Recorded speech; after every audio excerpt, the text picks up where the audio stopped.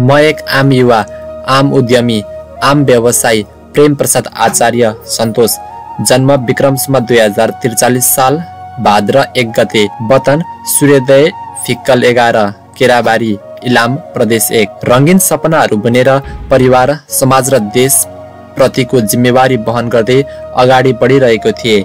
आज 36औं वसन्त पार गरिसक्दा पनि गरिएका कर्मबाट केही उपलब्धि हासिल गर्न नसकेको तिथो सत्यलाई ओकल्दै मैले यो देशमा पढ्दा, जागिर खाँदा, व्यापार गर्दा, वैदेशिक रोजगारमा जाँदा एवं उद्योग चलाउँदा भोग्नु परेका समस्या र ती समस्याहरूबाट पाएको शून्य उपलब्धि आज सरस्वती यो सामाजिक सञ्जालमा लेख्ने अनुमति चाहन्छु। यो एक आत्मवृत्तान्त पनि हो र मेरो असफलताको कथा पनि हो। म विद्यार्थी कालमै रहँदा 2067 मा ब्रेन ट्युमर भएर बुवा बित्नुभयो।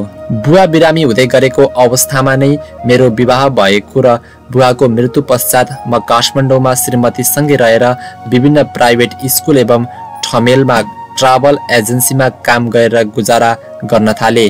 त्यसबेला हाम्री ठुली छोरीको जन्म भइसकेको थियो। पैतृक सम्पत्तिबाट पाएको इलाम फिक्कल बजारको घरलाई बेचेर काठमाडौँमा नै घर बनाउने प्रयत्न गरियो र त्यही अनुसार भयो। बुढा नीलकण्ठमा घर बनाइयो र ठमेलमा ट्राभल एजेन्सी खोली काम गर्न थालियो। राम्रो चल्यो ट्राभल। सुरुमा त बिस्तारै उधारो बजारले गाज्न थाल्यो। चिनिया नागरिक गोराहरू र काठमाडौँकै +2 कलेजहरू हाम्रा ग्राहक भए। चिनिया पर्यटकहरूले पहिले कबोल गरेको पैसा नदिने, ट्रेकिङ लादा बीच बाटोमा पुगेपछि यहाँ यति उकालो छ भनेको थिइस्, यहाँ चिनिया खाना पाइँदैन भनेको थिइस् आदि इत्यादि भन्दै न्यु खोज्ने अनि पुरा पैसा कहिले नदिने। चिनिया पर्यटक छोडेर +2 का विद्यार्थीहरूलाई आफ्नै जन्म इलाम लान थालियो। दार्जिलिङ र सिक्किम समेत गरेर इलाममा टी टुरिज्मको अवधारणा ल्याउने म र मेरा साथी युवराज गौतम हुन् भन्दा फरक नपर्ला। तर काठमाडौँका +2 कलेज कहिले पुरा पैसा नदिने। 4-5 लाखको व्यापार टुर प्याकेज लान पर्ने हुँदा 3 लाख जति एडभान्स दिने। त्यत्रो एडभान्स पाएपछि व्यापार नगर्ने कुरै भएन। तत्पश्चात बाटोदेखि नै न्यु खोज्न थाल्ने। टुर नै तिक्ततापूर्ण हुने। बाटोमा सबैभन्दा धेरै कम्प्लेन खानामा आउने। ए हजुर, हाम्रो देशमा बाटोमा खाना खराब छ, यो देशमा सरकारले त्यस्तै खा भन्छ, कहिले सुधार हुँदैन, म के गरौँ। अनि काठमाडौँ आएपछि को कथा उही। कलेजमा बाँकी पैसा लिन जाँदा अनेक बहाना बनाउने। घरि एक्जाम टाइममा आउनुहोस्, फी उठ्छ अनि दिन्छौँ, घरि एडमिसन टाइममा आउनुहोस्, दिन्छौँ भन्ने, तर पैसा नदिने। काठफोर्ड कलेज बालकुमारीले दादागिरी शैलीमै 1,75,000 दिएन। सान इन्टरनेसनल कलेज नक्सालले 90,000 दिएन। यी त मुक्त हुन्, खुद्रा खुद्री कति दिएनन्। ठमेलमा अफिस भाडा दिनु परिहाल्यो, कर्मचारीलाई तलब दिनु परिहाल्यो अनि सुरु भयो ऋणको सिलसिला। यो देश उधारो बजारले सबैभन्दा धेरै बिग्रिरहेको रहेछ भन्ने त्यहीबाट थाहा भयो। बजारमा जताततै लुटेरा मात्र रहेछन्। ट्राभल चलाउने क्रममा 1-2 जना गोराहरूलाई पोखरा, घान्द्रुक, काठमाडौँ भ्याली, नगरकोट आदि गन्तव्यमा लानुपर्ने हुँदा भाडाका गाडी लानुपर्ने महँगो पर्ने भएकोले आफ्नै गाडी किनौँ भन्ने लागेर सुजुकी आर्टिगा गाडी लिने जमर्को गरियो। NIC एसिया बैंकले फाइनान्स गरिदिने भयो। 6 लाख डाउन पेमेन्ट गरेर अरू किस्ता तिर्ने गरी गाडी निकालियो। डाउन पेमेन्ट मध्ये 4 लाख जम्मा गरियो। 2 लाख सोरुमले भनेको समयमा दिन सकिएन। 2 महिना समय मागे, दिएन अनि गाडी फिर्ता लगियो। सुजुकी सोरुम थापाथलीले मेरो 4 लाख खाइदियो, फिर्ता दिएन। यहाँ नहुनेलाई र केही गर्न खोज्नलाई नै लुट्दा रहेछन्। हुँदा ट्राभलबाट यति घाटा हुन थाल्यो कि थाम्नै सकिएन। गोरा आउने छाडे, चिनिया पर्यटक पैसै नदिने, +2 कलेजहरू पनि पैसै नदिने, भारतीय पर्यटकहरू खर्च नै नगर्ने, फाइदै नहुने। ट्राभल बेचेर विदेश जाने जमर्को गरियो। त्यसबेलासम्म काठमाडौँको घर जग्गा सम्पत्ति सबै सकियो र उल्टो ऋण लाग्यो। विदेश जाने भनी जमर्को गर्दा झन्डै 1 वर्ष लाग्यो र त्यो समय पनि ऋणमै परिवार चलाइयो। जसोतसो बाहिर गइयो कतार। अफिस असिस्टेन्समा अन्तर्वार्ता पास गरेर गएको आफ्नै दक्षताले 6 महिनामै सेल्स एन्ड मार्केटिङ म्यानेजर भइयो। 5,000 कतारी रियल तलब थियो। खाने बस्ने गाडी इन्टरनेट सबै कम्पनीले दिने के चाहियो अरू। 2014 देखि 2017 सम्म कतार बसी सबै ऋण तिरी थोरै पैसा बचाएर देश फर्किए। श्रीमती र आफन्तको सल्लाह र आफ्नै इच्छा बमोजिम जन्मथलो इलाम घर आएर Suryodaya agro industries and farm house private limited Ilam agro mart नामक उद्योग खोलियो। सूर्योदय 11 केराबारी इलाममा गल्ती यही गरिएछ। मैले सोचे पैसालाई जग्गामा फ्रिज गर्ने होइन, चलायमान बनाउने, उद्योग खोल्ने, पैसा कमाउने र सबैको उदाहरणीय बन्ने। बचेको पैसाले जग्गा किनेको भए यतिखेर 5 डबल हुने थिएछ। मैले कतार बस्दा इजरायल, अस्ट्रेलिया, नर्वे आदि देशबाट आएको ताजा फलफुल, तरकारी, मासु एवं विभिन्न धेरै खाए देखे। हाम्रो देशमा पनि यस्तै गरी सुरक्षित प्याकिङ गरेर मौलिक खानेकुराहरू बजारमा बेच्न सकिएला भन्ने आँट आएर त्यही गर्न थालियो। इलाम घिउ, इलाम गुन्द्रुक, इलाम अकबरे अचार, तामाको अचार आदि प्रोडक्ट बनाएर बेच्न थालियो। सुरुमा गाडी भाडामा लिएर झापाको बिर्तामोड, दमक, इटरी, धरान, विराटनगरसम्म साना ठुला किराना पसलदेखि गोर्खा डिपार्टमेन्ट, बाराहा डिपार्टमेन्ट, किनमेल डिपार्टमेन्ट, 87 डिपार्टमेन्ट, एनएमसी सहकारी पसल जस्ता ठुला मार्ट सबैलाई सामान बेचियो। यति हत्तु भयो कि पैसा कहिले समयमा पाइएन बजारबाट।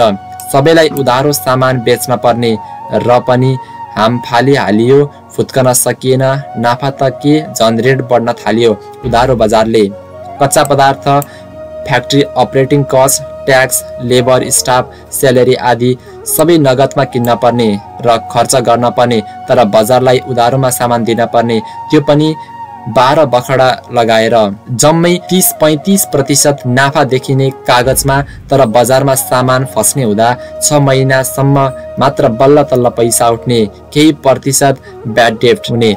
यता फ्याक्ट्री र मेटेरियल, वेजेस एन्ड स्यालेरी नगदमा खर्च गर्न पर्ने र बैंकले पनि ऋण बन्द गरेको कारणले व्यक्तिगत ऋण 36% ब्याज तिरियो अनि नाफा सकिवरी उल्टो घाटा हुने।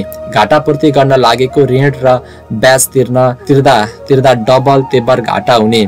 एउटा ऋणको ब्याज तिर्न अर्को ऋण लाग्ने अनि केही पसलेहरूले सामान बेच्न नसक्ने अनि अन्त्यमा एक्सपायर भयो सामान भन्दै फिर्ता दिने। पसलले रिटेलरहरूले केही रिस्क नै नलिने। आफूले नगद लगानी गरेको प्रोडक्ट बजारमा उधारो बेच्दा त्यो लगानीको ब्याज र त्यो ब्याज तिर्न नयाँ ऋण अनि नयाँ पुरानो ऋण, ब्याज तिर्न फेरि नयाँ ऋण, घर खर्च चलाउनै पर्यो। नानीहरूको शिक्षा र लालन पोषण गर्नै पर्यो अनि सकिँदैन त सबै सम्पत्ति।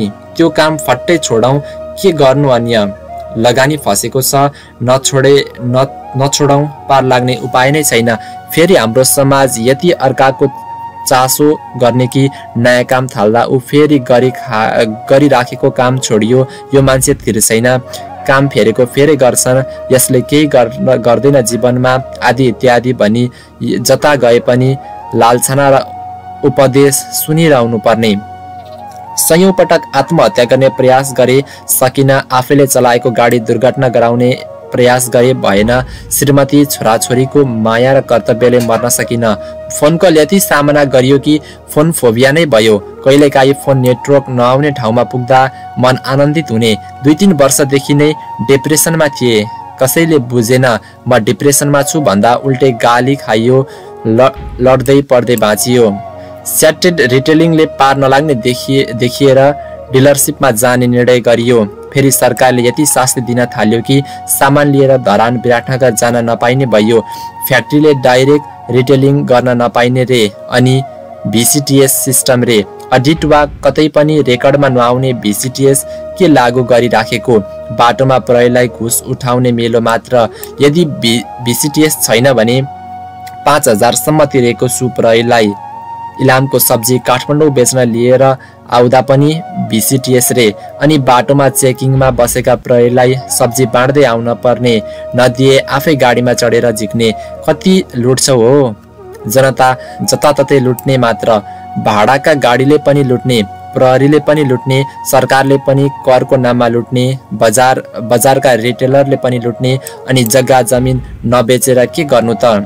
कृषिजन्य वस्तुको कारोबार गरेको हुनाले प्रदेश 1 सरकार कृषि तथा भूमि व्यवस्था मन्त्रालयले खुलाएको अनुदान कार्यक्रममा 4 पटक अनुदान पाऊँ भनी निवेदन दियो। सर्टलिस्टमा परिन्थ्यो नै। अनुगमन गर्न आउँदा तपाईको सोच राम्रो रहेछ, काम पनि राम्रो रहेछ, यस्तै मौलिक वस्तुको बजारीकरण गरिरहनु भएको रहेछ, पक्का पाउनुहुन्छ अनुदान भन्ने अनि रिजल्ट आउने बेला कहिले पनि मेरो कम्पनीको नाम नहुने। म इलाम सूर्योदय नगरपालिका 11 बसी मेरो फ्याक्ट्री पनि त्यही। मेरा वडाका तत्कालीन वडा अध्यक्ष टेकबहादुर राई ज्यूको साम्पाङ डेरीले 3 लाख र 10 लाख गरी 2 वर्ष लगातार अनुदान खाए र तेस्रो वर्ष उनकै साम्पाङ बङ्गुर फार्मले 25 लाख अनुदान खायो। मेरै आँखा अगाडि इलामकै मैनाली जीको साङ्ग्रिला टी स्टेटले इन्फ्रास्ट्रक्चर डेभलपमेन्ट, अर्ग्यानिक प्रमाणीकरण र गाडी गरी एकै वर्ष एकै उद्योग एकै सरकारबाट 20-25 लाख अनुदान खायो। हामी चिल्ले अनि बल्ल थाहा भयो अनुदान लिनलाई कि जनप्रतिनिधि कि पार्टीको झोले कि त अनुदान दिने निकायका कर्मचारीलाई घुस दिन पर्ने रहेछ। सच्चा कर्मनिष्ठ भएर नहुने रहेछ। डिलर र ठुला मार्टमा सामान दिन पर्दा वार्षिक कारोबार 50 लाख नाग्ने अनि उनीहरूले पनि भ्याट बिल नै खोज्ने भएकाले भ्याटमा जान पर्ने बाध्यता भयो र गयो। अनि सुरु भयो अर्को दशा। फेरि हाम्रो देशको कर प्रणाली साह्रै अप्ठ्यारो। व्यापार घाटामा छ। घाटा देखाउ बैंकले लोन नदिने, नाफा देखाउँदा प्रालिक कम्पनीले वार्षिक नाफाको 25% कर तिर्न पर्ने, खर्च देखाउ आफूले श्रीमतीले तलब खाएको देखाउँदा 1% TDS तिर्न पर्ने, फेरि वार्षिक 4,50,000 नागेमा करको दर बढ्ने, महिने पछि 10 लाख कारोबार भएमा 13% भ्याट अर्थात् 1,30,000 महिनाकै सरकारलाई बुझाउन पर्ने, त्यो विलम्ब भएमा 25% ब्याज तिर्न पर्ने, वर्षमा एक पटक कम्पनी रजिस्ट्रारमा, घरेलुमा, नगरपालिकामा कम्पनी रिन्यू शुल्क बुझाउन पर्ने, तेह्रो कर अनि वार्षिक अडिट शुल्क आदि कसरी थाम्छ एउटा गाउँमा रहेको कम्पनीले? यी सबै शुल्क र भार।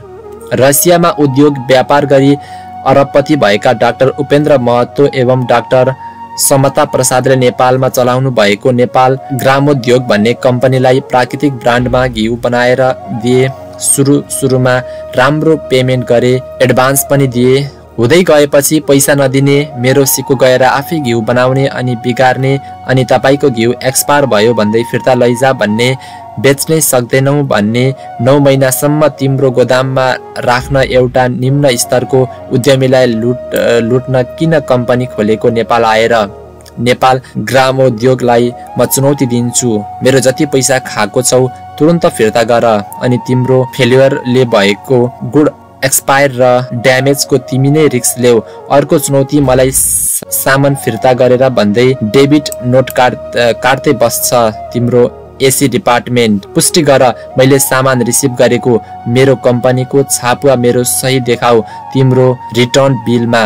सामान तिमीहरूको गोदाममै एक्सपायर भयो भने वा बजारबाट फिर्ता आयो भने डेबिट नोट काटिहाल्ने अनि मैले पाउने पैसाबाट त्यसको भ्यालु घटाउने। तिमीहरू सब लुटेर हो। आफ्नो फ्याक्ट्री कहीँ पनि छैन। बजारमा प्राकृतिक ब्रान्डका जति पनि खाद्य वस्तु बेचिरहेका छौँ ती सबै अर्कैले बनाइदिएका हुन्। म जस्तै साना साना कम्पनीबाट लुटेका हौ। मार्जिन पनि तिमीहरूले नै भनेको हुनपर्ने, MRP पनि तिमीहरूले नै तोकेको हुनपर्ने। यो कहाँको न्याय हो?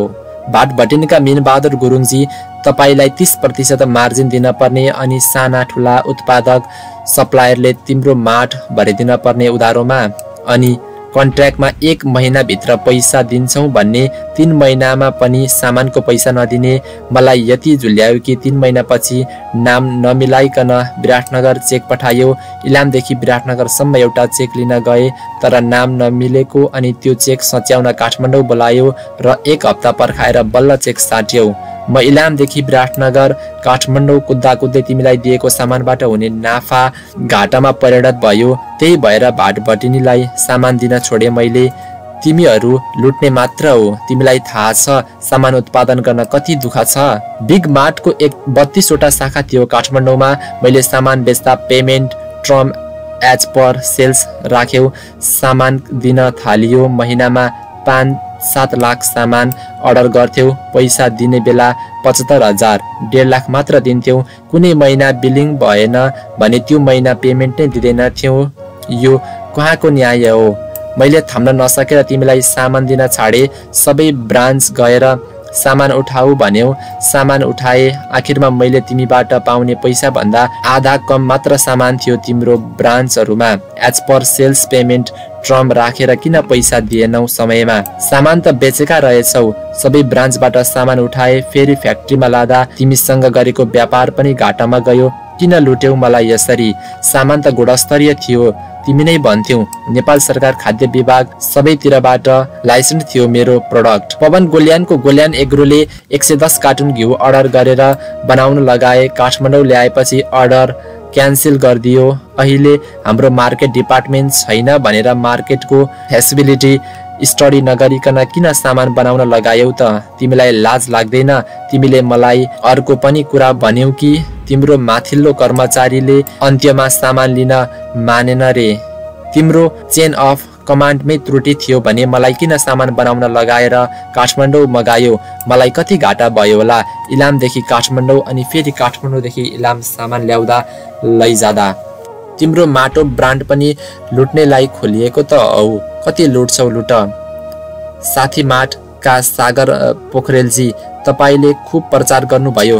2 वर्षभित्रै नेपालको सबैभन्दा ठुलो रिटेल चेन आउटसेल बनाए भनेर मबाट सामान टन्ने उठाउनु भयो, तर 1 वर्षमा पनि बेच्न नसकेर फिर्ता दिनुभयो। किन मगाउनु भएको बेच्न नसकिने भए? मलाई पाप लाग्छ ढिलै गरी भए पनि तपाईले चाहिँ सबै पैसा दिनुभयो। मैले फिर्ता सामान बराबरको रिटर्न गर्न सकेको छैन तपाईलाई। अनिल बस्नेतजीले चलाउनु भएको मेट्रो तरकारी.com र एनबी एक्सप्रेस UAE भन्ने कम्पनीले मबाट गुन्द्रुक र तामा लानुभयो। दुवै लगेर बेच्नुभयो। मैले कति नाक ठाडो पाएर गुन्द्रुक र तामा दुवै निर्यात गर्न थाले भनेर गुगल फेसबुक सबै हल्ला गरे। दुबई बस्ने साथीहरूलाई पनि भने तपाईबाट किनेर पनि लगे। आत्मसन्तुष्टि मिल्यो, तर थाहा छ तपाईहरूलाई मैले दिएको सामानको पैसा अझैसम्म मैले पाएको छैन। सबै आत्मसन्तुष्टि र खुसी के रह्यो र? तपाईहरू पनि लुट्नलाई नै व्यापार गर्नु भएको रहेछ। लुट्नुहोस्, कति लुट्नुहुन्छ। डाबर नेपाल PVT LTD, तपाईहरू पनि लुट्नलाई नै कम्पनी खोल्नु भएको रहेछ। तपाईको फ्याक्ट्री 12 मा मैले घिउ सप्लाई गरे तपाईका प्रोडक्टमेन्टका स्टाफले खुलेआम कमिसन मागे। शंकर पन्तले र इमिडिएट क्यास आफ्टर डेलिभरी भनेर LPO दिनुभयो र 3 महिनापछि अपुरो नगद भुक्तानी गर्नुभयो। अझै मैले बाँकी पैसा पाएको छैन। केही कमिसन हत्याउनलाई राखेका होला राख, लुटिराख, कति सक्छौ। इलामका डेरी व्यवसायलाई नियमन नगर्ने सरकार 2 महिनामा प्रति केजी 150 नौनीको दाम बढाउँछन्। हामीले कसरी थाम्ने? 2079-30 अगाडिसम्म नौनीको दाम 600-625 थियो इलाममा, तर 2079 को दशैंसम्म आइपुग्दा 700-750 पुर्याए। अलिअलि नौनी बेच्छु भनेर एडभान्स लिएको ठाउँमा पनि पठाउन सकिएन।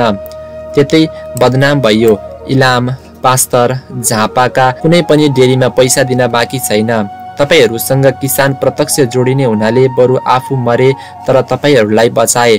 तर एउटा आग्रह छ इलामका डेरी सञ्चालकहरूलाई, कानुनी मापदण्ड पूरा गर्नुहोस्। तपाईहरू खानेकुरा बनाइराख्नु भएको छ। सुँगुर, कुखुरा डेरी एकै ठाउँमा नराख्नुहोस्। हनिक मेन्टेन गर्नुहोस्। खाद्य विभागबाट अनुज्ञा पत्र लिनुहोस्। स्वास्थ्यकर घिउ छुर्पी बनाउनुहोस्। खाद्य विभागसँग हार्दिक अपिल गर्दछु, अनुगमन गरियोस्। इलामका डेरीहरू त्यहाँ खाद्य वस्तु उत्पादन गर्दा पालना गर्न पनि न्यूनतम मापदण्ड पनि पालना गरिएको छैन। एउटा गाउँमा बसेर उद्योग चलाएर Bhatbhateni, Nepal Gramodyan, Golyan agro, Dabur Nepal, big mart, Sathi mart जस्ता देशकै नाम चलेका औद्योगिक व्यापारिक घरानाहरूलाई तथा मार्टहरूलाई आफ्नो कस्टमर बनाएर सामान बेचियो। प्रदेश 1 लगायत काठमाडौँका अन्य मार्ट र ठुला पसल प्रायलाई सामान बेचियो। बिर्तामोड, दुबही, हेटौडा, चितवन, नवलपुर आदि ठाउँमा डाबर, पतञ्जलि, युनिलिभर आदि ठुला कम्पनीलाई सामान बेच्ने डिलरहरूलाई आफ्नो पनि डिलर बनाइयो। त्यहाँ भन्दा कुन लेभलको मार्केटिङ गर्नु र पनि यो देशमा पैसा कमाइएन, मर्ने गरी घाटा खाइयो। प्रमुख कारण उधारो बजार र ठुला रिटेलर्सहरूको हेपा प्रवृत्ति हो। मलाई लाग्छ मेरो जिन्दगीले नै मलाई अब नबाच मर भनेको हो। भाग्य कर्मले बन्छ भन्थे, होइन, भाग्यमा लेखेको छैन भने जति कर्म गरे पनि फल नमिल्ने रहेछ। परिवार, घर, समाज, आफन्त मलाई नै गाली बर्साउँछन्। हात तान्दिनुहोस् भन्दा खुट्टा तान्छन्। ओह्रालो लागेको मृगलाई बाछोले पनि खेद्छ भन्थे, हो रहेछ। कोरोना समयमा इलामकै कन्याम इन नामक होटल पनि चलाए। लिजमा लिएर राम्रो चलियो, केही कमाइयो पनि। तर त्यसमा ओनर झापाकै टिका ओडारीजीले कमाएको देख्न सकेनन् र करार अवधि अगाडि नै होटल नै बिक्री भयो भन्ने बहानामा मलाई छोडाए। नेपालका बिमा कम्पनीहरू कति लुटाहा उद्योगी व्यापारी देख्नै नहुने।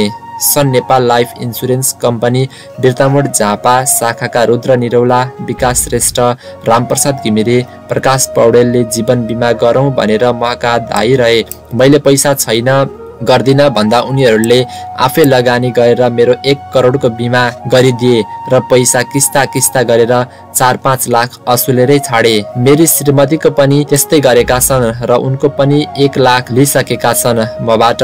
खबरदार, सन नेपाल लाइफ इन्सुरेन्स, मेरो पैसा फिर्ता गर बिना शर्त।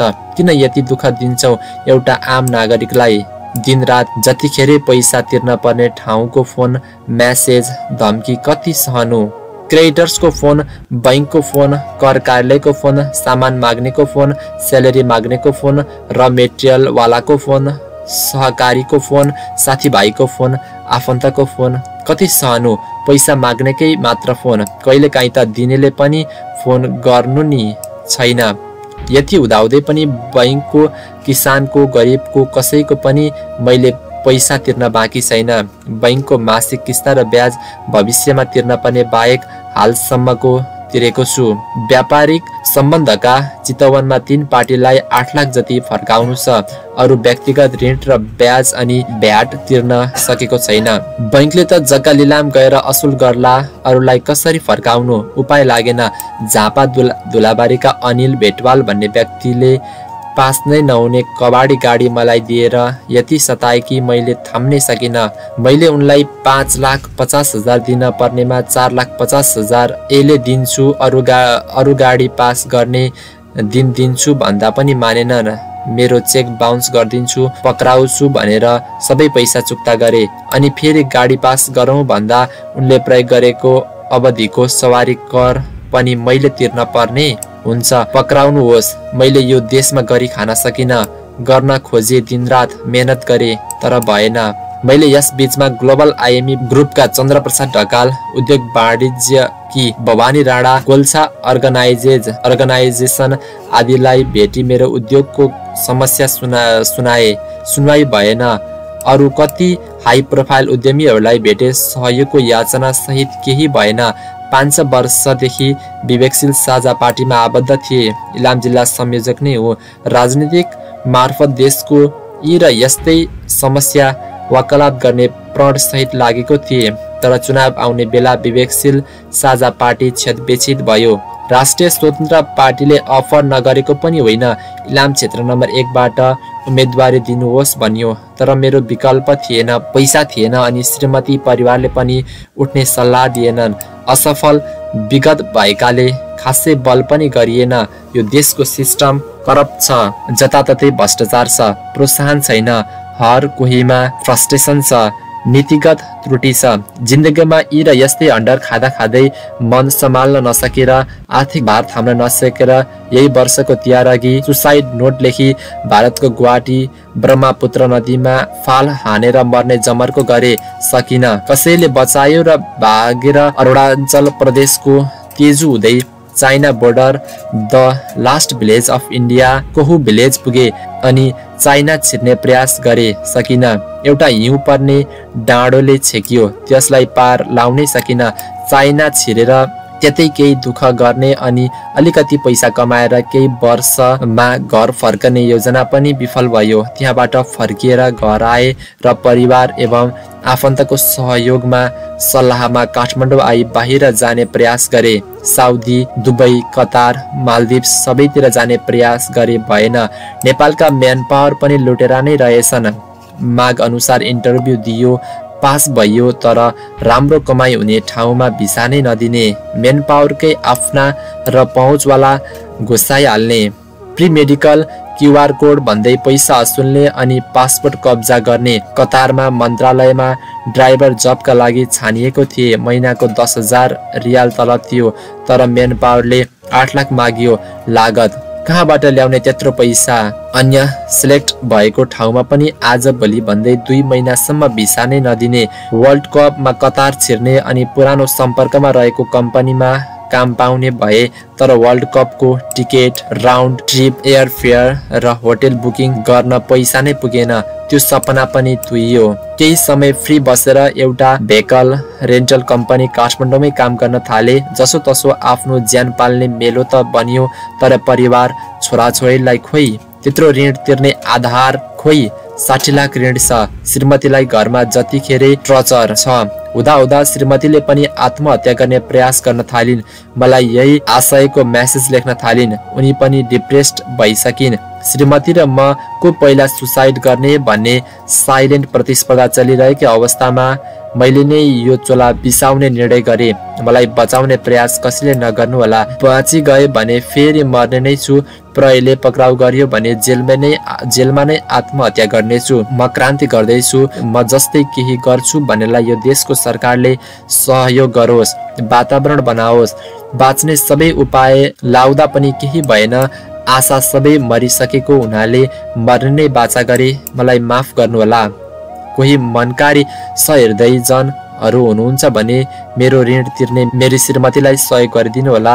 उनले पनि मेरै बाटो समाउन बेर छैन।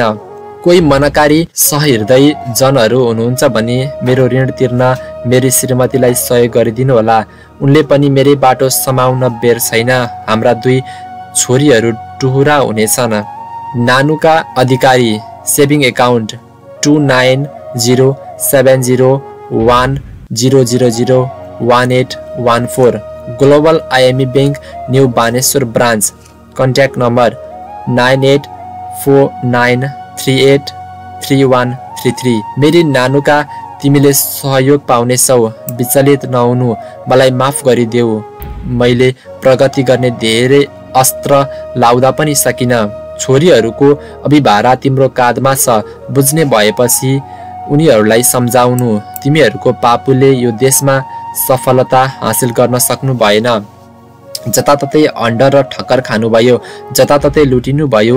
यो देश गरी खानेलाई होइन, लुटी खानेलाई मात्र सहज रहेछ। तिमीहरूले पनि त्यो अवस्था भोग्नु नपरोस् भनेर क्रान्तिमा होमिनु भयो।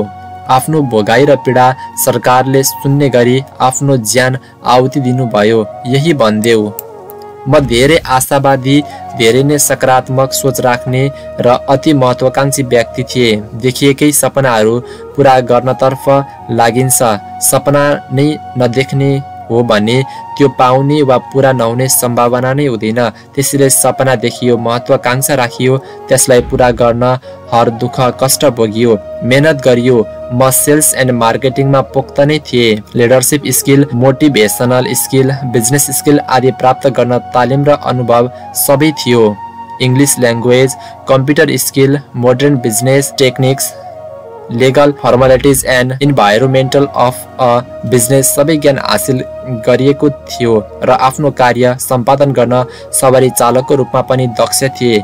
मोटिभेसन स्पिकर डाक्टर विवेक बिन्द्रा, शिव केडा, विनोद चौधरी, रतन टाढा, अमिताभ बच्चन, ओशो, स्वामी विवेकानन्द, चाणक्य नीति, गीता, वेद आदि सबैलाई सुन्थे, अध्ययन गर्थे, केही आइडिया र प्रेरणा लिन्थे। र पनि यो देशमा सफल हुन सकिएन र उदाहरणीय उद्योग व्यवसायी बन्न सकिएन। पैसा कमाउन सकिएन। सपना र महत्वाकांक्षा पूरा गर्न सकिएन। धेरै युवाहरूलाई विदेश नजाऊ, देशमै केही गर भनी प्रोत्साहित गरे। गाउँ फर्कौ महाअभियान नै चलाए, तर अन्त्यमा किन यो देशमा काम गर्न छाडेर विदेश नै ताक्छन् युवाहरू भन्ने पाठ आफै व्यावसायिक असफलताबाट सिके, यो देशको भ्रष्ट नीतिबाट सिके, दलालहरूले चलाएको देशको अर्थतन्त्रबाट सिके, मोनोपोली मार्केटबाट सिके, नेपोटिजम फेभरेटिजम आदिबाट सिके। तर यहाँसम्म आइपुग्दा आफ्नो सबै सके, उठ्नै नसक्ने गरी लडे। मैले जसलाई यो देशमै केही गर विदेश नजाऊ भनेको छु, म त्यो आग्रह फिर्ता लिन चाहन्छु। मलाई माफ गर्नुहोला, यो देशमा केही गर्न नसक्ने रहेछ। यो देश भ्रष्ट रहेछ, पाइला पाइलामा अन्याय र विभेद रहेछ। सपनाकै कुरा गर्दा पतञ्जलि नेपालका साहुजी युवराजजीले इलाममै पतञ्जलि घिउको फ्याक्ट्री खोल्ने, तपाईँ घिउमै काम गरिरहनु भएको रहेछ, सँगै काम गरौँ भनेर कति ठुलो सपना देखाउनु भयो। उत्साहित भए, सफलताको कल्पना गरे, तर अन्त्यमा त्यो सपना नै रह्यो। एउटा प्रगतिशील युवालाई झुटो आश्वासन नदिनु होला कृपया, उसको इच्छा शक्ति स्खलित हुन्छ। स्विस एम्बेसीले सञ्चालन गरेको सज नेपालले पटक पटक उसको अन्तर्क्रियाबाट बोलाएर सहयोगको आश्वासन देखायो, तर उही आश्वासन मात्र, आते जाते खर्च मात्र गराउनु भयो, उल्टै लुट्नु भयो। कतिवटा सङ्घ संस्था मेरो फ्याक्ट्री हेर्न आउनुभयो, तारिफ गरेर जानुभयो, समस्या सोध्नुभयो, सहयोगको आश्वासन दिनुभयो, तर फर्केर कहिले आउनु भएन। तपाईँहरूको जागिरलाई चाहिने डाटा लिन, शोध भर्ना गर्न फगत फोन मात्र गर्नुभयो, सपना देखाइरहनु भयो। सरकारी अनुदान खुलाउने, फारम भर्न, दुनियाँ कागजात झन्झट, यातायात र कुदाई खर्च फजुल गराइदिने गर्नुभयो, तर केही दिनु भएन। तपाईलाई घुस दिने वा जनप्रतिनिधि, सांसद, मन्त्रीका आसेपासेलाई मात्र अनुदान बाँड्नुभयो। राजनीति मार्फत सदन सरकारमा गएर यस्तै देश दुखेको ठाउँमा मलम लगाउँछु भन्ने सपना देखे, राजनीतिमा पनि लागे। तर रविन्द्र मिश्र, सूर्यराज आचार्य, मुमाराम खनाल, केशव दाहाल, मिलन पाण्डे, महेन्द्र थापा, भीमप्रसाद अधिकारी, निर्देशन सिलवाल, समीक्षा बास्कोटा, प्रकाश चन्द्र परियारजी, तपाईहरूलाई मेरो आत्माले छोड्ने छैन। किन यो देशको एउटा महत्वाकांक्षी युवाको भावनासँग खेलवाड गर्नुभयो? तपाईहरू एकीकृत हुनै नसक्ने, पार्टी चलाउनै नसक्ने भए किन यो देशमा म जस्ता सयौं युवालाई राजनीतिमा लगाउनु भयो? किन समय र पैसा बर्बाद गरिदिनु भयो? यो देशमा सपना बाँड्ने, आश्वासन बाँड्ने अनि त्यसैलाई आफ्नो गरी खाने साधन बनाउने जमात ठुलो रहेछ। मेरो परिवार, आफन्त, साथीभाइ, इष्टमित्र, गाउँलेजनहरू, मलाई माफ गर्नुहोला। घर तथा पैतृक सम्पत्तिमा मेरो हक खोसिएको छ। अहिले समस्यामा छु, ऋणमा छु, दिलाइदिनुहोस् भन्दा हजुरहरूले सुन्नु भएन। कानुनी रूपमा त पैतृक सम्पत्तिको हकवाला रहिन, किनभने म कक्षा 7 मा पढ्दादेखि नाबालक अवस्थामै बुबाले धेरै जग्गा जमिन भएकाले हदबन्दी जोगाउन मलाई छुट्टै परिवार कायम गरेर अंश भराई गराई थोरै जग्गा अंशपास गरिदिनु भएको थियो। हाम्रो देशको कानुन अनुसार 2 पटक पैतृक सम्पत्तिमा अंश पाइँदैन, हक लाग्दैन। मैले धेरै आफन्तहरूलाई म समस्यामा छु, कानुनी रूपमा तल परेको छु, समाधान पनि सहयोग गरिदिनुहोस्, म बाँच्न चाहन्छु भनी याचना गरे। सहयोग गर्नु भएन। के मैले सामाजिक उत्तरदायित्व वहन गरेको थिइन? विवाह कार्य, व्रतबन्ध, साञ्चे, भजन कीर्तन आदिमा शारीरिक आर्थिक उपस्थिति जनाएको थिइन। गाउँ विकासका कार्यक्रममा आर्थिक लगायत साझेदारीमा योगदान गरेको थिइन। टोल विकासमा, सामाजिक छलफल र न्यायमा, कानुनी अडचन फुकाउनेमा, महिला हिंसा हुँदा न्याय दिलाउने कार्य आदिमा मेरो योगदान थिएन। समाज, तपाईँ भनिदिनुहोस्, कि मैले नातिको रूपमा, छोराको रूपमा, श्रीमान र बुबाको रूपमा पारिवारिक र सामाजिक उत्तरदायित्व वहन गरेको थिएन? सबथोक गर्दा पनि म आफैले न्याय पाइन, म नै मरे। कहिले रक्सी खाएर लडेको देख्नुभयो मलाई? केही कुकृत्य गरे मैले? के यो देशमा उद्योग व्यापार गर्नु, केही उदाहरणीय काम गर्न खोज्नु, आफ्नै गाउँ फर्केर सामाजिक दायित्व निर्वाह गर्न खोज्नु अपराध हो?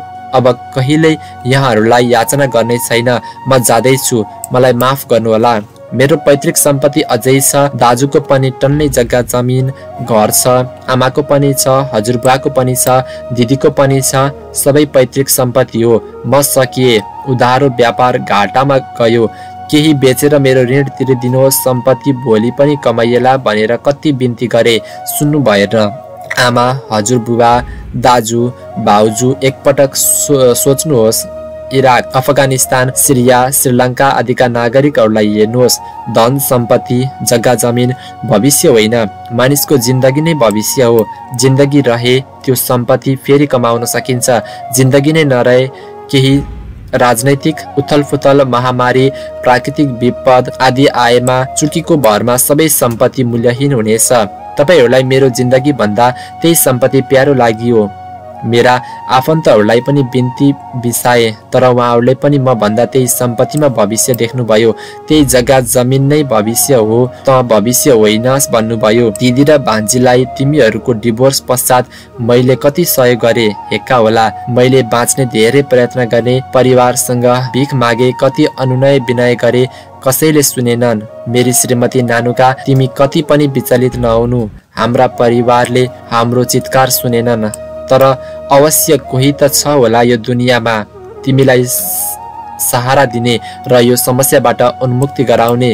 मेरा आफन्त मलाई सुन्न छाडे, मेरा साथीभाइ सबै टाढा भए, आफ्नै आमा दाजुले पनि मलाई सुन्न छाडे। मेरो पीडा बिसाउने ठाउँ नै रहेन। अब मनभरि गह्रौँ भारी बोकेर कति दिन बाँच्ने, कहाँ बिसाउने त्यो भारी। त्यत्रो आर्थिक भार सल्टाउने केही उपाय छैन मेरा अगाडि। 20 लाख जतिले तत्कालको गाँठो फुक्नेवाला थियो, त्यति जुटाउन गरेको प्रयास पनि सबै विफल भए। आफ्नो उठ्न पर्ने रकम उठाउन कति रोई कराई गरे, वास्तवमा गरिदिएनन् सरकारवालाले। नयाँ काम गरौँ, लगानी छैन, पुरानो व्यवसायलाई थामौँ, उपाय छैन। हर तरहको अगाडि बढ्ने विकल्प लगाइयो, सबै विफल भए। के गरौँ, कसो गरौँ, केही विकल्प नै रहेन। सिद्धार्थ बैंकको ऋण नवीकरण गर्ने र ब्याज तिर्ने पैसा छैन। माछापुछ्रे बैंकको मासिक किस्ता तिर्ने पैसा छैन। सरकारलाई भ्याटको पैसा तिरौँ, बजारमा नै छ, पैसा उठाउनै सक्दिन। राजस्व कार्यालय ताकेता गरेको गरे गर्छ। सबै व्यक्तिगत र संस्थागत खाता रोक्का गरिदिन्छु, कालो सूचीमा राखिदिन्छु भन्छ। ओरिजिन भ्याट म्यानुफ्याक्चरिङ कम्पनीले तिर्नुपर्ने भएकोले भ्याट रिटर्न पनि हुँदैन। म राजस्व कार्यालयलाई बिन्ती गर्छु, व्यवसायी बक्यौतालाई व्यक्तिगत नबनाइदिनुहोस्। सहज हुँदा कर तिरेकै थिए, व्यापार घाटा हुँदा सकिन। फेरि कच्चा पदार्थवालाले प्यानमा सामान दिन्छन्, घर खर्च चलाउने पैसा छैन। छोरीहरूको लालन पोषण र शिक्षामा खर्च गर्ने पैसा छैन। केही बिरामी परियो भने उपचार गर्ने पैसा छैन। व्यक्तिगत ऋण र ब्याज तिर्ने पैसा छैन। व्यावसायिक कारोबारको रिटर्न गर्ने पैसा छैन। सरकार, तिमी सुनिदेऊ मलाई। मेरो दोष फगत यही मातृभूमिमा केही गर्न खोज्नु मात्र रह्यो। जतिसँग कारोबार गरियो सबैले लुटे, जिन्दगीको अन्तिम समयसम्म लुटिए। गत हप्ता दाङबाट काठमाडौँको नाइट बसमा टिकट काटेर हिँडे। केही हो र आएपछि थाहा भयो मैले लिएको सिट अरू 2 जनालाई पनि बेचिएको रहेछ। महिलाहरू उभिने भए, मनले मानेन, छोडिदिए। सिट जताततै लुट्छन्। हौ सरकार, कसले सुन्ने मलाई? सरकार, तिमी सुनिदेऊ। बाँच्ने रहर हुँदाहुँदै बाँच्न सकिन, केही नयाँ गर्ने र उदाहरणीय बन्ने हुटुटी हुँदाहुँदै बन्न सकिन। यो स्टेटमेन्ट लेखिसकेपछि पनि 2-4 जनासँग सेयर गरे। बाँच्न चाहे, सहयोगको आश्वासन पाए, तर फगत आश्वासन मात्र रह्यो। कसलाई सेयर गरे गर्वमै रहोस्। उहाँहरूले सार्वजनिक गर्नुभयो भने उहाँहरूकै कुरा। सबै उपाय लगाइसकिएपछि पनि केही नभएपछि यो निर्णय लिएको हुँ। रोए, धेरै रोए, एकान्तमा आँसु रितिए, आशा रितिए, सम्बन्ध रितिए, सबैभन्दा ठुलो पैसा रितियो, धन रितियो र सायद अब मलामी पनि रितिए। मेरा लास उठाउने पनि कोही हुँदैनन् होला, किनकि म कंगाल भए। धन सबै सकियो। छोरीहरूसँग रमाउने चाहना थियो, उनीहरूलाई असल नागरिक बनाउने चाहना थियो। श्रीमतीलाई सदा अंगालोमा राख्ने चाहना थियो। सबै चाहनामै सीमित भयो। कहाँ जानु, कसलाई भन्नु? अगाडि केही देख्दिन मर्नु सिवाय। मलाई माफ गर्नुहोला। मेरो सालो भाइ मनोज, भतिजा, छोराहरू कृष्ण, भतिजा छोराहरू कृष्ण किरण कपडाको व्यापार गर्छन्। इटरी र बिर्तामोडमा उनीहरू पनि बारम्बार भन्ने गर्छन्, बजारमा पैसा फस्छ, 2-4 करोड रिटेल पसलमै बाँकी उठाउनु छ भन्छन्। तिमीहरूको पैसाले ती रिटेल पसल खोलिदिनु पर्ने। जो कोही उद्यमी व्यापारी त्यसै भन्छन्। मेरा साडु दाजु ठेकेदार हुनुहुन्छ। विद्युतीय सब स्टेसन निर्माण र लाइन विस्तारको ठेक्का लिनुहुन्छ। उहाँ पनि भन्ने गर्नुहुन्छ, ठेक्का त पाइन्छ तर वर्षौं आफ्नो पैसाले निर्माण धान्नुपर्छ। यस सरकार, तिम्रो विकासको काम पनि जनताले उधारोमा गरिदिनु पर्ने। किन पैसा दिँदैनौ समयमा? किन आवाज उठ्दैन कोहीबाट? कसै न कसैले इनिटिएट गरौँ न। यो देशको उधारो बजारको कालो चिर्नै पर्छ। सरकारले त्यतिकै सुन्दैन। तिमी सुन सरकार, मेरो बलिरहेको शरीर हेर, केही त महसुस गर। सरकार, यी त सबै जनजीविकाका मुद्दा उठाऊ। जनताको जीवन सरल र सहज बनाऊ। मेरो देश जहाँ गरिब भनिएका जनताको पैसाबाट, निक्षेपबाट पैसाकै व्यापार गरेर बैंकहरूले एकै वर्षमा 10 अरब कमाउँछन्। मेरो देश जहाँ सरकारी मुफ्तको औषधि नष्ट गरेर निजी मेडिकलका महँगो औषधि जनतालाई किनाउँछन्। मेरो देश जहाँ सरकारी शिक्षक कर्मचारीहरू आफैले पढाउने गरेको, नियमन गर्ने गरेको विद्यालयमा विश्वास नलागेर निजी विद्यालयमा छोराछोरी पढाउँछन्। मेरो देश जहाँ जनता जिउन चाहिने आधारभूत वस्तुहरूमा सरकारको पहुँच नै छैन। व्यापारी र बिचौलियाको लुटतन्त्र छ, उनीहरूकै राजगत छ। मेरो देश जहाँ ठुलाहरूलाई चैन र सानालाई मात्र हेइन्छ। मेरो देश जताततै दुखेको छ। मेरो देश गाउँ गाउँमा रहेको छ, हरेक किसानको घरमा रहेको छ, महत्वाकांक्षी युवाको मनमा रहेको छ, गरिबको दिलमा रहेको छ, बिरामीको दिमागमा रहेको छ। मेरो देश पिल्सिएको छ। केही न केही गर सरकार, केही न केही गर। प्रचण्ड, तिमीले 17,000 मार्ने गरी जनयुद्ध गर्यौ। देशमा गणतन्त्र, संघीयता र धर्मनिरपेक्षता ल्याऊ। संविधान सभा मार्फत देशमा नयाँ संविधान जारी गर्यौ। तर म जस्ता केही गर्छु भन्ने युवालाई देशमा केही गर्न नसक्ने बनायौ। तिमीलाई थाहा छ, यदि Europe, America, Canada, Australia, Japan जस्ता देशहरूले सजिलै नेपालीलाई भिसा दिने भए यो देशमा कोही रहने छैन। तिम्रो देश खाली हुनेछ अनि रित्तो देशको प्रधानमन्त्री बन्नु र ती 17,000 शहीदलाई शासन गरेर बस्नु। तिमीलाई थाहा छ सरकार, अहिले उद्योगी व्यवसायीहरू बैंकबाट 8-9% मा लिएको ऋणको ब्याज दर बढेर 12-15 सम्म तिरिरहेका छन्। अनि अर्को कुरो, त्यही बढेको 12-15% बैंक ब्याज तिर्न 24-36% सम्म व्यक्तिगत ऋण लिएर तिरिरहेका छन्। बैंकले छोड्दैनन्, सुन्दैनन्। अनि कहाँ पुग्यो देशको उद्योग व्यापार? अनि अर्को लुप्त सत्य, सानो व्यवसाय गर्न देशको कुनै पनि सहरका खाली सटरको लाखौं डिपोजिट लिन्छन्। घरधनीहरू बिना ब्याज व्यवसायको पैसा डिपोजिट राख्छन्, तर घर बहाल कर पनि तिर्दैनन्। व्यवसाय कसरी बाँच्छ? यस्तै अवस्था रहिरहने हो भने हाम्रो देश कंगाल हुँदैछ। कोही त आवाज उठाउनुहोस्। देशमा जताततै आर्थिक मन्दीको हावा चलेको छ। म कसरी अछुतो रहुला र त्यसबाट? यो सब उधारो बजार, अवैज्ञानिक कर नीति, पुँजी पलायन, शून्य प्राय विदेशी लगानी, पुँजी, घर जग्गा र शेयरमा फ्रिज आदिले आएको समस्या हो। केही गर सरकार। जाता जाँदै नेपाल सरकारसँग निम्न मागहरू राख्दै यो पुरा होस् भन्ने अपिल सहित यो शरीरलाई अग्निकुण्डमा समाहित गर्दैछु। सबैमा अपिल, यो देश गरी खान लायक बनोस्, बस्न लायक बनोस्, मेहनत गर्नेको भलो होस्, सबैको फलोस् फुलोस् र अन्त्यमा मैले गरेको यो आग्रह सबै सामु पुगोस्। विश्वले पनि सुनोस्, मेरो क्रान्ति हो यो। मैले माथि उल्लेख गरेका कुनै पनि बगाईहरू, कारोबारहरू, हन्डरहरू गलत रहेछन् भने त्यसलाई प्रमाणित गर्न म चुनौती दिन्छु। माथि उल्लेखित कुनै पनि समस्याहरू व्यक्तिगत होइनन्, सबैले भोग्दै आएका राष्ट्रिय समस्या हुन्। किन कोही बोल्नुहुन्न? मेरो आवाज सुनिदिनुहोस्। म आफैलाई मात्र मार्दैछु, अरूलाई नोक्सान पुर्याउने छैन। यो अपिल सरकारले महसुस गर्ने गरी सुनाउँदैछु। मेरो देश गर्व गर्न लायक बनोस्, विदेशिएका लाखौं युवाले यही देशमा केही गर्न सकुन् भन्दै निम्न मागहरू नेपाल सरकार सामु राख्दै यो शरीर सुन्दर देश नेपाल बनोस् भन्ने कामना सहित बलिदान दिँदैछु। अलविदा। 1. राष्ट्रिय उत्पादनमा भ्याट शून्य गर, आयातित वस्तुमा बरु 20% लगाऊ। उपभोग्य वस्तुमा मूल्य वृद्धिको प्रमुख कारण भ्याट हो। 2. बायर्स पे फर्स्ट जस्तो आकर्षक बजार क्रय विक्रय नीति लागू गर। सरकार उधारो बजारको अन्त्य गर। यहाँ निमुखा उत्पादक सप्लायर्सले भाटभटेनी, बिग मार्ट, डाबर नेपाल जस्ता व्यापारी डनहरूलाई पाल्नु परिरहेको छ। उधारोमा उनीहरूलाई सामान दिइरहनु परेको छ र त्यही सामान बेचेर पैसा अन्यतिरै सेयर जग्गा आदिमा घुमाएर बैंकमा मुद्दती खोली ब्याज खाइवरी अनि अन्य थप मुनाफा कमाइवरी मात्र उत्पादक सप्लायर्सलाई बल्ल तल्ल दिन्छन्। तबसम्म उत्पादक सप्लायर्स ऋणले, ब्याजले, अपरेटिङ क्यापिटल सर्टेजले मरिरहेका हुन्छन्। धनी पैसाले नै उक्लेको उक्लै, गरिब थिचिएको थिचै। 3.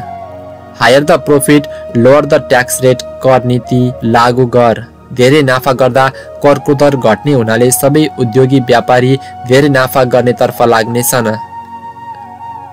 4. ल्यान्ड लेजिङ प्रणाली लागू गर। जग्गा जमिन पुस्तौंसम्म हस्तान्तरण गरिने हुँदा नेपाली जनताहरू अल्छे भएका हुन्। एक जमिनको स्वामित्व एक व्यक्तिलाई 50 वर्षसम्म मात्र देऊ। 5. बैंकिङ मोर्टगेज भ्यालुएसन प्रणाली परिवर्तन गर। शहरका अनुत्पादक जग्गाले जति नै भ्यालुएसन गाउँका उत्पादक जग्गाले पनि पाओस्। शहरका 4 आना जग्गा बैंकमा राख्दा त्यो नबेची पैसा आउँदैन, तर गाउँका उत्पादनशील जग्गाले आम्दानी दिइरहन्छ। फसल र उत्पादनले पैसा आइरहन्छ र बैंक ऋण तिर्ने आधार बढी हुन्छ। 6. सबै बहालका घरलाई करको दायरामा लिए महिनाको 10,000 तलब खाने कर्मचारीले चाहिँ 1% टिडिएस तिर्न पर्ने, तर शहरका महिनाको लाखौं घरबाल उठाउने घरहरूले घर कर नतिर्नु पर्ने।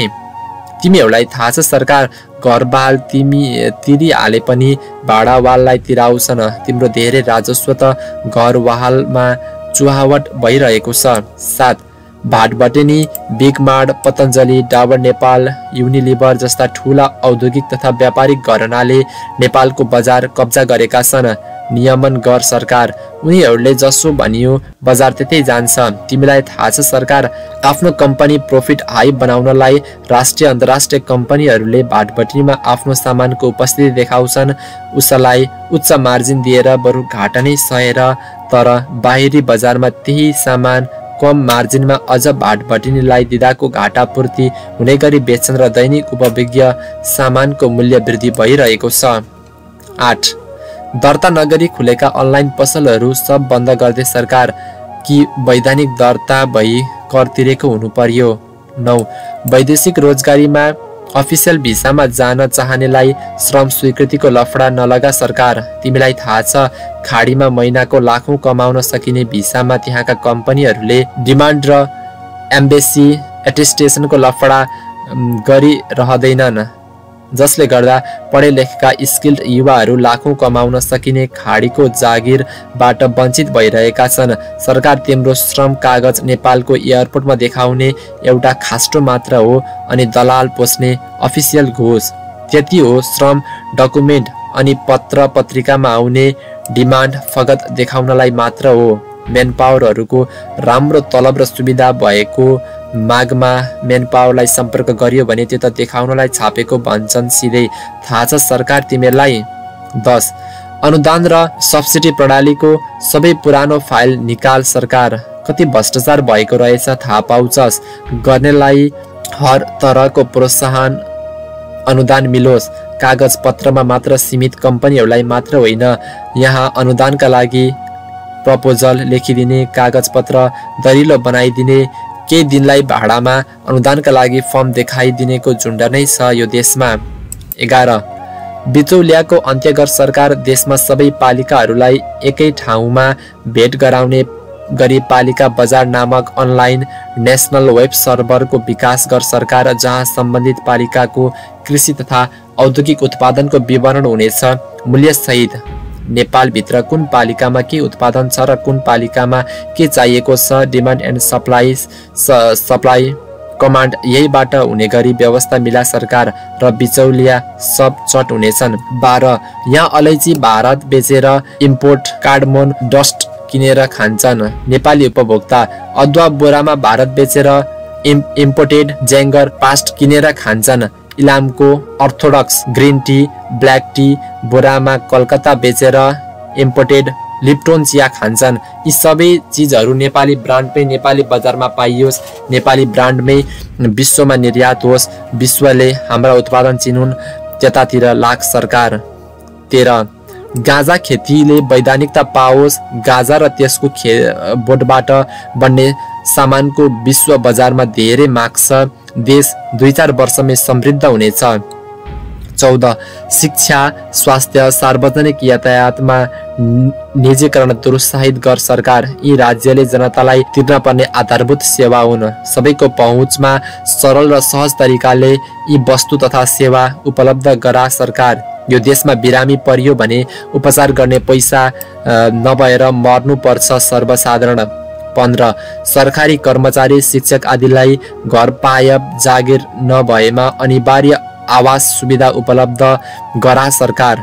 तिमीलाई थाहा छ एउटा सरकारी अधिकृतको सहरमा बसी जागिर खाँदा आवास बच्चाको शिक्षा औषधि उपचार आदि गर्न महिनाको 40-45 हजार तलबले पुग्दैन, अनि भ्रष्टाचार नगएर के गरोस् त। 16 सार्वजनिक खरिद ऐनमा व्यापक सुधार गर सरकार।